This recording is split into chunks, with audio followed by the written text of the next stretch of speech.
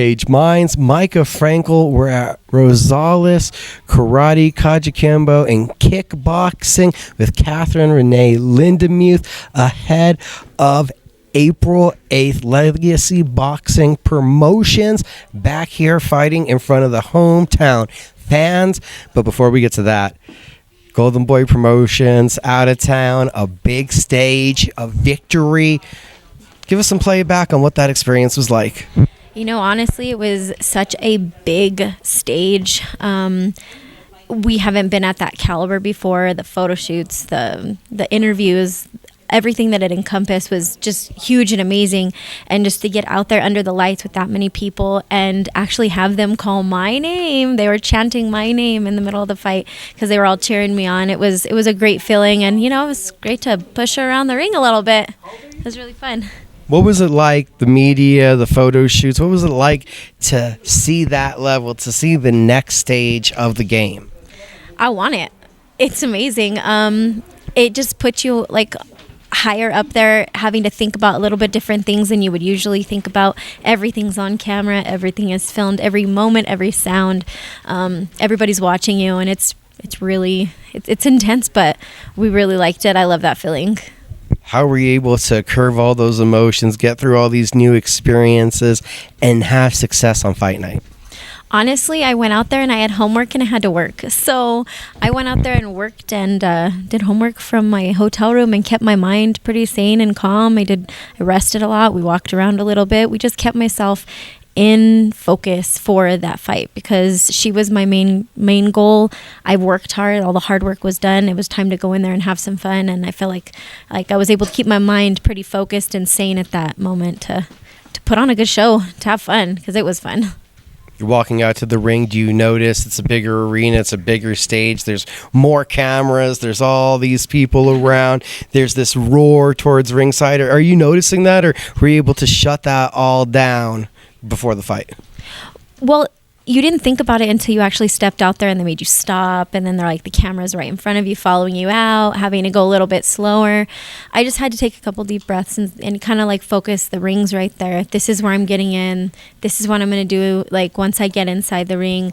Just keeping that, you know, understanding there's going to be fans out there and they want to fist bump you and do that. And it's okay, but you got to, like, really just keep your mind in the game because it can be distracting. Like, there were so many people trying to reach out to you, like touch you while you're walking out of the little tunnel area. It was kind of crazy. So how are you able to compose yourself and be effective in the ring? What's that like now? The bright lights, you're in there though, you're fighting. You've done this before, but it's a new level of competition. What was the actual in-ring action like? Once I get in the ring, I just look at her. Like, I see her face, and I like to put my mouthpiece in and smile because I'm like, you have no idea how much fun this is going to be. Like, I've got pressure. I'm ready to go. I just kept looking at her. You know, she's looking at me. I'm like, I'm ready to go. I'm very just intense and in focus, listening to what my coach is telling me, listening to my music, staying in the groove. Like, music's a really big part of how I stay really calm and how I keep my focus when I'm inside the ring. But it was like, honestly, I just remember just like looking at her and saying, you're my target tonight. I'm going to defeat you. What punch was it? What combination do you feel was most effective for you? Honestly, I was hammering her with the jab. I was just like able to sneak in. I was stepping forward and able to just get in there, and I was pushing her back. Using that jab was really effective because she really couldn't avoid it. Like, I was pretty accurate. So, and then maybe following up with my straight, but just continuing that pressure and stepping forward on top of her. She didn't have a lot of composure to deal with it. When you look at the fight, were you sure as it's playing out that the decision was going to go in your favor? I mean, B-side of the card, big promotion, you're the out-of-town fighter. Were you confident, or were you worried about what that ring announcer was going to say at the end?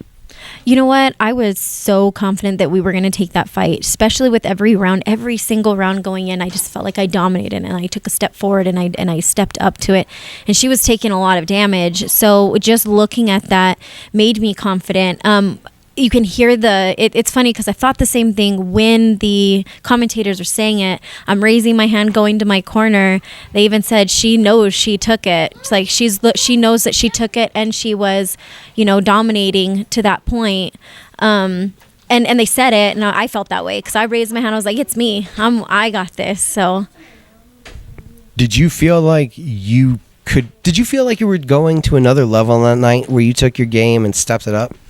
I did, and it was really humbling because I'm just grateful to be I could have never thought I could have been fighting at that level under those lights, under that promotion. It was just humbling, and us sitting there watching the last fight of the night was really surreal. Him and I got to really watch, like my coach and I got to watch the fight and just sit there like, wow, we just did that.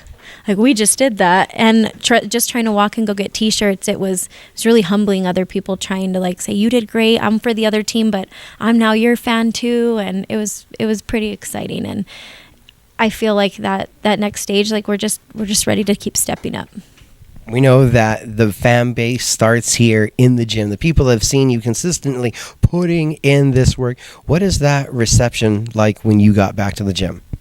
It was really cool. I was really sore, but everybody came in and open arms, excited, big hugs. We were making phone calls all night long to everybody about the fight, and they're all from home. Like we were all just trying to reminisce on what happened, what they were saying, what I felt happened in the ring, and it was really exciting. Just coming back into town, like we had people waiting for us at the airport. Like it was really cool. Like this is my home, and I'm ready to represent where I'm from every single time I leave this state. Like, this is my home, this is my gym, and always represent it, loud and proud.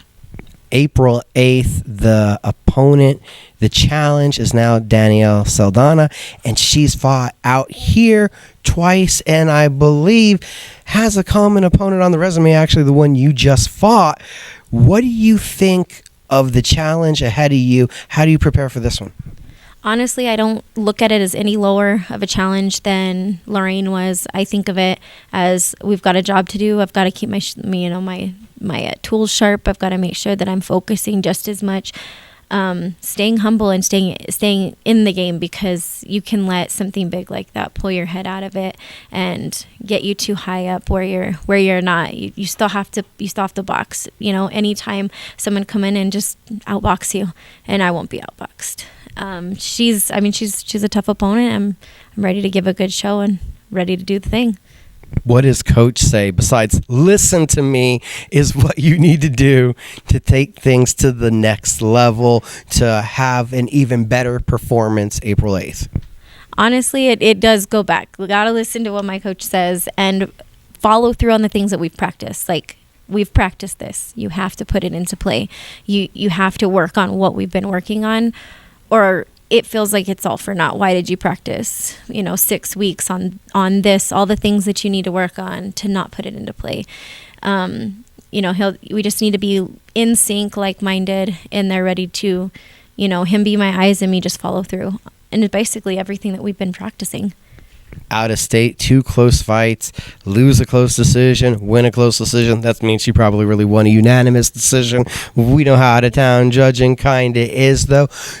As you're progressing here, getting into these bigger fights, bigger stages, bigger lights, do you feel like the mentality that you're bringing towards training, towards fight night, is that evolving or changing?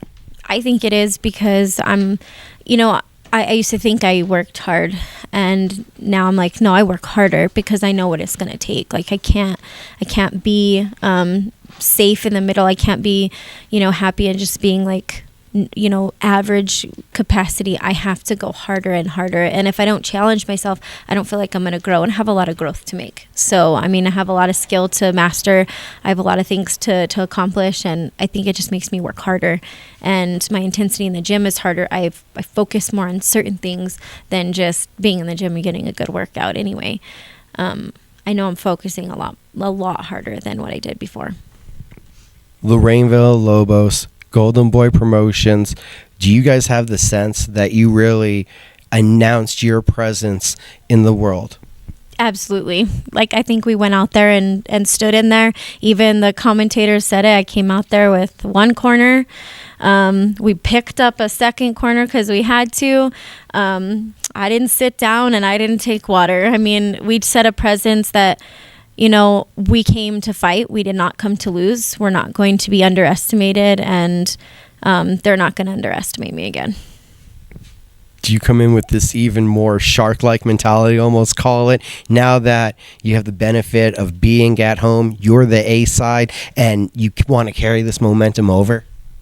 Definitely. Like, I'm on the hunt right now. Like, I'm ready to get in there and just see the things that I need to take care of and work on her. Like, you know, I'm going to be working on her face, and I'm going to be working on my game. And I'm on the hunt. I'm ready for that win. I'm ready for, 4-1. Probably going to sound weird to the internet audience here, but I'm like, you're a full-blown boxer. I mean, like, I've known you way before this, so it's crazy to see where you are now as an athlete. Always been an athlete, but now as a fighter. Right. I've grown so much from different things. I mean, I was a cheerleading coach for 15 years. I've been in sports and athletics since I was in high school. I just feel like my mentality has grown, and I just know the game, and I'm ready to play it. Great to see you. Great to talk to you. Thanks.